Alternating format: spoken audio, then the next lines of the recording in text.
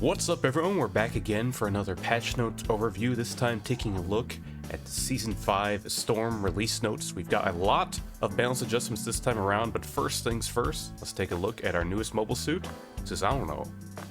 Susanowo at first glance does seem very similar to Melee Zaku. It also has that 1100 HP and 2 boost gauges. The primary weapon is a melee swing in front, but it has 2 hits, each hit doing 150 damage, and the second hit applies a knockback effect, which sometimes could work against you, but if you manage to knock someone into a corner or into your teammates for other attacks, it could definitely be a very disruptive ability. The secondary fire ability is the Beam Chakram, which has to be charged up and cannot be fired until it is fully charged. It fires out a projectile that does 200 damage, and then returns, it does 200 damage on the return hit as well. If both hits land, it slows the enemy, which plays into other parts of Susanowo's kit. The first active ability is the high-speed melee attack, which is a forward dash doing 200 damage and passing through all enemies hit. This ability synergizes with the rest of the kit in the fact that it gains 100 damage when attacking a slowed target. The final active ability is Tri-Punisher, which is a piercing projectile fired forward dealing 250 damage and also applying slow, like the Beam Chakra. Additionally, Susanowo has a passive skill called I Fight to Live. If Susanowo kills or assists in killing an enemy, he'll gain 400 armor, which can stack up to a total of 2000 HP. They did mention in the patch notes stream that it can stack with other armor increasing abilities, which will allow it to go above that 2000 HP threshold. Susanowo's G maneuver is Transam, like Exia and Dynames. It augments all abilities for a short period of time. The primary becomes a single attack that does 360 damage and still applies knockback. The Beam Chakram gains an extra projectile, allowing you to fire out 2 after charging, dealing a 800 damage total if both outward and returning hits connect. Tri-Punisher gains an additional 100 damage and has a slightly lower cooldown. The high-speed melee attack gains 50 damage and gains an additional charge, allowing you to use it twice, and it also has a 1 second lower cooldown for each of those charges. My early predictions are often wrong, but Susanowo seems like a very strong suit that can easily snowball once a fight starts to go in your way. Moving along to the balance adjustment portion of the notes, they have some overall changes listed here. First off, units with single-shot ranged attacks for the main weapon have had their bullet size adjusted because they believe those units were having difficulty landing their shots. Additionally, they're also making changes to units with shields and a single boost gauge, which we'll see more detail as we go through the list. So first up on our list is Marasai, who is getting that bullet size increase on the main weapon from 5 to 8, which is the change they're doing for all suits getting this change. Additionally, we're getting a change that I did not expect. We are getting a change in attack motion to the Beam Blade attack. Many people had suggested this type of change, and I thought it was a great idea, but I honestly didn't think they were going to implement it, and if they were, not at this time, but we are getting it. It is now changing from a forward thrust to a sweep attack, which will make it much easier to land that hit, especially when using it in a situation where it's not right after landing a hook. So I love this change to the Beam Blade attack. I thought this was one of the best suggestions for a change to this ability that I've heard from many people. Not sure if I agree with the bullet size increase, and that's kind of going to be the theme for them giving this to all people. I understand that people miss shots narrowly, that happens, but that's kind of the nature of FPSs. It happens to me, and it stinks. It happens to everyone else, but I feel like of all the suits getting this change, Marasai didn't really need it. Marasai is in a strong state right now, especially getting the buff to Beam Blade. I did not think we were going to get that, especially not with an accompanying nerf. So I do really like that change, but the bullet size increase, probably unnecessary because Marasai is still in a really strong state right now. Next is Gundam, who is also getting that bullet size increase change. My feelings on this are kind of the same as Marasai. Gundam's best part of his kit has been that main weapon, which actually did get buffed last time when Gundam got a little buff there. So I don't think bullet size increase is needed. If you want to give buffs to Gundam, really that shield that got over nerfed and super napalm is where I would target those changes. So I'm kind of a Gundam main still, even though I play Pale Rider a lot these days too. So I'm happy whenever Gundam gets buffed. But I don't think this is a change that was needed, and I'm not really a fan of it. Next we have Jim, who is not only getting the bullet size increase like Marasai and Gundam, but also getting that shield change with the boost gauge. So the boost gauge will now recover faster after doing a boost for Jim, and also before, I didn't actually know this, I probably should have noticed it, but before, when you had your shield up, your boost gauge would recover at a slower rate, 45%, so, worse than half as fast. Now they're changing that so it recovers just as fast as normal while you have your shield up. So these are both buffs to Jim. You know, you get you're more mobile, your boost comes back quicker, your bullets are bigger. I think Jim is in a pretty good spot, but these are not like major changes, so I guess overall I'm okay with them. I guess a small buff could be okay for Jim in his current state, so I kind of like these. We'll have to see how the boost gauge stuff plays out with all shield suits. You know, it is kind of a vulnerability of theirs that they're somewhat immobile since they have that shield, and this will make them a little bit more mobile in that regard. So we'll have to see how it plays out, but I think it's probably okay, at least in regards to Jim, to have this change. Following after Jim, we have Sazabi, who is getting those same boost gauge changes, also very nice, but in return, several nerfs. Basically, the entire kit is getting changed here. -2 damage on every bullet from that beam shot rifle, 2 extra seconds on the cooldown of beam tomahawk, 2 extra seconds on the cooldown of homing boost. So not a lot going good for Sazabi other than those general shield change or boost gauge changes to shield units. Sazabi is very strong, especially when paired with a good team, but I always have felt that his counters are also very strong and he has a hard time getting around them. I guess with the boost gauge changes, it will be a little bit more mobile, won't be punished as hard for using the boost, so you won't have as long before you can dash again and when those melees are coming for you. So like I said with Jim, we'll kind of have to see how these feel, how these boost gauge changes really affect things. I don't know if I agree with the other stuff. I think Beam Tomahawk is crazy good, but it's a hard ability to land, so I don't think it was oppressive at 7 seconds, and Homing Boost is kind of paired with that. Honestly, I think they could have left Homing Boost the same as before. It's almost always paired with Beam Tomahawk, and when it's not, I don't think it's like an overly strong ability, so I think they could have left that at 8 seconds. So yeah, I don't know if Sazabi really deserved a nerf, because even as strong as he is, I think he is vulnerable to hard counters, so not too happy about this. I don't think this level of nerf was needed even with these boost gauge changes. Our final of the shield suits getting the boost gauge changes is Hyperion Gundam, but it is also coming with some nerfs. That HP buff to 1000 HP last patch is coming back down to 900. I'm perfectly happy with that. I thought it was crazy to give that increase, and I guess they agreed. They're also decreasing the total durability of the bubble shield, the Armor Lumiere, from 2000 to 1500. And I'm not entirely sure how that works out math-wise, because the bubble shield doesn't have a displayed health. It's kind of more of a time thing. I believe they did mention that the total active time of the bubble shield will not be changed. So I'm guessing it will just decay faster than before when being shot at, because it has that, I guess, internal health value that corresponds to how long it's up. So I'm happy with these nerfs to Hyperion. I honestly felt Hyperion was perfectly fine, if not really good, before getting buffs last patch. So them kind of bringing it back is totally a-okay with me, especially with the boost gauge changes. I do feel like they're kind of doing this ping-ponging thing with Hyperion, though, where they keep buffing and nerfing, and then buffing and undoing nerfs. And it's kind of similar to what they did with Jim as well, where they pushed Jim from 800 HP to 900, then immediately back down. Maybe they need to stop giving HP buffs to shield suits and target different parts of their kits, because they don't seem to agree with their own changes on that pretty soon afterwards. But overall, happy to see Hyperion being reined in a little bit after the buff from last patch. Up next, we have a package deal with two of our melee suits, Exia and Barb, both getting changes to how quickly their boost gauge starts recovering after using a boost. Kind of the inverse of what the shield suits are getting. They are getting it now. It takes longer for it to start recovering. And Exia, the nerf is from 0.8 to 0.95. Barb is also being moved to that 0.95, but from 0.7, so a harsher nerf to Barb.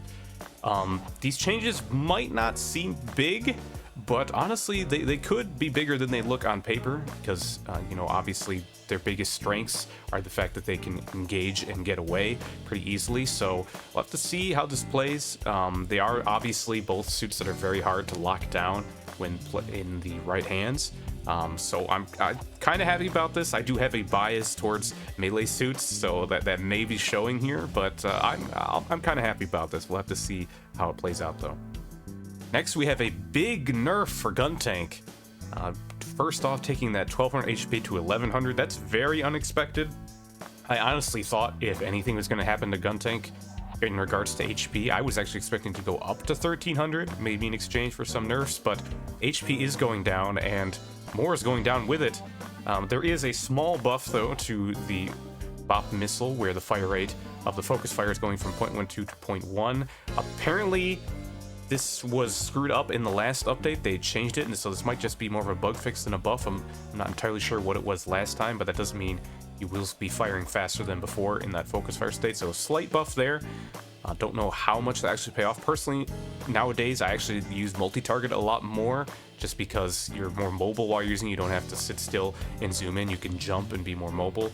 But this will be nice when you are fighting a target one-on-one and you can fire a little bit faster when focused on them. But more nerfs to go along with that. Charge is getting its effect time from 2 seconds to 1.4. You can no longer woo as long, so you gotta be more careful when you're using it. Gotta be closer in. I'm a little mixed on this change. It did feel a little long. You know, it's a melee attack, but it did feel sometimes that a Guntank could kind of charge you from across a room, and depending on what suit you were, you couldn't do much to him because he has that deflecting state in front of him. But I don't know. I feel like it's a good Guntank that charges in on you is a more interesting type of play than one that just shoots at you with Bop Missile from far away. So I'm not too happy about them nerfing that particular part of it. And there was counterplay to it, you know, even though it did deflect. You know, you can get hit by a Hyper Hammer, a Marasai hook goes through it, so it's not like it was a unstoppable attack.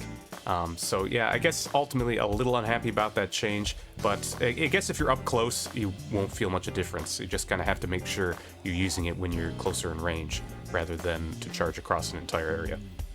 And then finally, Core Fighter also getting nerfed. Don't agree with this one. Obviously, it's very annoying to get hit with a Core Fighter when you don't have a chance to shoot it down too quickly, but I still think on the grand scheme of things, it's one of the weaker G maneuvers, and I personally don't find it very satisfying to use a lot of the time, because it kind of requires you to leave the fight, and then it's a bit of a toss-up if you can really get anything out of it. Not that I really want to buff it either, but I don't think decreasing how often you get it was necessary here. I think it was kind of fine where it's at. So overall on Guntank, I think maybe a bit too far. I don't really like the reprioritization of making it more on shooting people than other parts of its kit. But other than the HP change, I don't think it's too major, but we'll have to see. Guntank may be a little too squishy now. I'm not sure how to feel about that one. Next up on the chopping block is Turn A, also getting a lot of nerfs, that 1100 HP down to 1000, also getting a magazine reduction from 12 shots to 10. That's actually a revert, going all the way back to Season 1, where they gave that buff to a lot of ranged suits, increasing their ammunition a little bit to help them fight melee, which felt was a little too strong at the time. So long time that we've had that, and it's going back. Not too happy about that, and it seems in exchange for losing that ammo, they want to balance it out by decreasing the amount of points you need to get Moonbeam Butterfly. I guess the thoughts there being that since you have less ammo, you'll be doing less damage, so it'll kind of equate out to be the same. Don't know if I agree with that. If you're still killing people really fast with Turn A, you're actually probably going to get Butterfly faster now, which seems, all in all, this just seems like a bit of a weird change, because they mentioned at the top they felt that Moonbeam Butterfly was a problem, so they changed everything. So they nerfed other parts of the kit and then buffed how often you can get Moonbeam Butterfly. Weird change. I don't really like these, any of them, I think, for Turn A. I agree that Moonbeam Butterfly is very strong. I think if you wanted to change that, you should change something about Moonbeam Butterfly, not the rest of the kit. I liked the 12 shots. I think that was fine. 1100 HP, you know, combined with Nano Skin, that can be very hard to kill. So I can kind of see where they're coming from there, but I still don't think I would have made that change. So, you know, this is pushing, to me, this is just pushing Turn A more towards you Butterfly, you destroy everyone, but you're kind of weaker outside of it. Like, a very good Turn A is still good without Butterfly, but I'd say your average Turn A, probably myself included, is off sometimes playing at like a lower level than they would be on a different suit, but then the fact that you have access to one of the best G maneuvers in the game kind of turns that around. And it sounds like they don't necessarily like that, because they say Butterfly is too strong, but they didn't really, these changes don't really reflect that to me. So yeah, not happy about these changes. Up next, we have a very small buff for Nu Gundam, not quite what we were hoping for. He's getting that bullet size increase from 5 to 8 on the beam rifle. Of all the suits getting that change, Nu Gundam probably deserves it the most based on its current state, but I don't think this is the type of change that's really going to swing him back into the meta, especially since suits that are kind of better at performing Nu's role are also getting this change, Gundam and Marasai. So I don't think that's enough to really change the Nu's placement at all. It's nice, but not enough. And then the other change is just that you can no longer accumulate fin funnel marks on invincible units. I guess that's like Melee Zaku. Honestly, most of the time you probably don't want to be shooting people when they're invincible anyways, but I guess that is a slight nerf. I don't think that's really gonna matter. It feels more like a bug fix. So yeah, overall I'd say slight buff for Nu, but not nearly enough for what Nu needs right now, so kind of disappointed that we didn't get more of a buff to Nu after the state it's been in for over a season now. Moving along to look at our flying suits, first we have Asshimar, who's getting a bit of an adjustment to Napalm Grenade, and my first thoughts on this, that it was definitely a nerf. The cooldown is going down, but you're losing out that damage. But then I thought about it some more, and while losing damage, it does stink. Being able to spam the nade more sounds like a net buff overall, because, you know, one thing is Asshimar is kind of awkward to engage with without your napalm. You kind of have to wait if you don't have it yet, so this will make those times where you don't have it fewer and far between. But then I changed my mind a little bit again, because I realized that, after it was pointed out to me by someone else, that the total damage of Napalm Grenade now is 475. And if you don't know, a down suit has 500 HP. So before, you could down someone, and say they slid behind a wall, or maybe you didn't even down, maybe they got down by someone else, but they were behind a wall, but they were close to it. You could throw napalm at that wall, and as long as you threw it early enough, and it wasn't like a Guntank or something around, you could destroy that body, even if someone was trying to repair it without even having a sightline on it, because it would do over 500 damage, and you'd blow them up without having to do anything else. So now, you narrowly miss out on that. If you commit to anything else, you will still destroy it. You know, one shot from your gun will be enough. But this does mean if you get behind those walls or something, there is still a chance of you being brought up. So not entirely sure how to feel about it then, because that is a pretty big change. You know, it might seem a little odd to use the napalm just to finish someone off, but the fact that you get damage on people repairing as well made it one of its best uses. So the fact that it's no longer guaranteed does feel like something that's not worth ignoring. But more spammable napalm is not worth ignoring either. So we'll have to see. It's hard to tell. It's hard to tell on this one. I don't really know if it's a buff or a nerf net overall quite yet. Our next flyer, Methuss, is also getting a nerf. The gun turret will no longer be able to put down every 9 seconds, but 12 seconds instead. I'll say I did expect some type of nerf coming Methuss's way. Methuss gets nerfed a lot, and after getting that twin shot buff last patch, I was pretty confident that some sort of nerf was in the pipeline. Not really expecting this type of thing. I think for a lot of Methuss players, this won't feel like much of a nerf at all, unless you're really good at putting down turrets actively in fights. 3 seconds, oftentimes, if you put down your turret in a more defensive position, your cooldown was up long before you needed it again anyways. So this will impact higher level Methusses who are really good at getting in and putting down the turret all the time, more so than others. So probably a fine thing to target if you did want to nerf Methuss, since it hits it more at the higher level rather than the lower level. And that does seem to be where, if anywhere, Methuss is more dominant at that higher level, because I've never felt in like general casual matches that Methuss is crazy dominant. It's more when it's paired with other really good players and the Methuss player himself is really good. So I think if you're going to target a nerf that probably hits the higher level more than anywhere else, is probably fine. So I don't necessarily think this was needed, but of all the nerfs, it's probably the one I'm most comfortable with for Methuss right now. Up next, we have a truly incomprehensible change. GM Sniper is getting buffed. I cannot believe it. We're getting from 800 HP to 900 HP. Now has 2 boost gauges, which is insane. They're shorter boost distances than before, but still 2 of them is pretty wild. And now you can hover, and you stay in place, similar to Asshimar, and you can also scope in your rifle all the time. This used to be something you could only do when you were in the G maneuver, which I didn't even realize until like, you know, months after the game was out that this was even a thing that GM Sniper could do while in the G maneuver. But now you can do it all the time. You can scope in while you're in midair, so you can hit that jump pad and scope in up in the air, which may give some people PTSD from dealing with Widowmaker in Overwatch, where she would grappling hook up into the sky and snipe you right in the head. Similar thing now available to GM Sniper all the time now. Your boost gauge, I do believe, goes down a lot faster when you're scoped in, so I think you're basically only be able to get off one shot, but still, for a good sniper, one shot is kind of all you need sometimes. So I'll just say, I hate these changes. I think I hate every single part of it. GM Sniper is one of those suits that is insanely dominant at the high level, or at least just when you have a really good player at the helm of it. And all of these seem to be types of changes that will help those types of players. I mean, the HP change is probably the least important one. I mean, it doesn't matter, you know, in a sniper-on-sniper duel, unless you have, like, additional armor for something else. You know, GM snipers are still going to one-shot each other. It also doesn't affect, I believe, in any way the number of shots needed from Dynames. I think a body shot, headshot will still kill. 2 headshots will still kill. You know, I think 3 body shots, so none of those change. I don't know if it matters for turn A. That's kind of the other big kind of counter sniper suit. May matter there. I'm not sure in the exact numbers, but if he's still 2-shot, then that's not really much of a change either. But yeah, I don't like any of these changes. I don't like the fact that we'll have to worry about getting sniped from potentially the sky all the time now.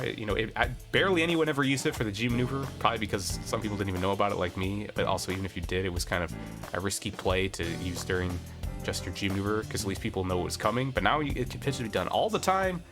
And the boost changes, I don't think the shorter distance matters, because you know, what you can do now potentially is you can boost out of cover while scoped in, fire a shot, and then boost back. You know, that's one of the big advantages of suits with 2 or more boosts, is that they can boost out of cover, shoot, boost back in. Before, if sniper boosted out of cover, they had to wait. You know, that was a very aggressive option.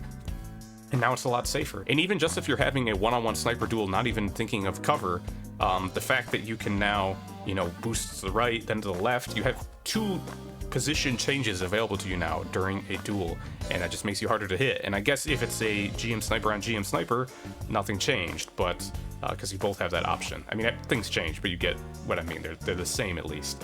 But against everything else, it's going to make GM sniper harder to hit. So yeah, I think I've ranted long enough about this. I really don't like these changes. Kind of scared. And then for our final change, final balance adjustment, Dynames is getting its HP from 800 to 900. Okay. After all of that for GM Sniper, I think it's kind of funny. They're like, you know, win rate of snipers was trending low. We're going to give all this to GM Sniper, and then Dynames gets 800, 900 HP. Okay. Honestly, I feel like GM Sniper was still probably the stronger of the two. And there's no mention here of the buffs that Dynames did not get in the last patch that they were, like, they held off on. They mentioned them, but then they didn't come. There's no mention of whether we're getting them here or not either, so are those still gone? I don't know about that. If between the two, I'm more okay with Dynames getting the HP buff than GM Sniper, since it can kind of frontline a bit more. So not upset with that. I'm okay with Dynames getting that, but I don't really. I think I'm okay with the win rate of Sniper use trending low. I'm okay with that. I think it's very.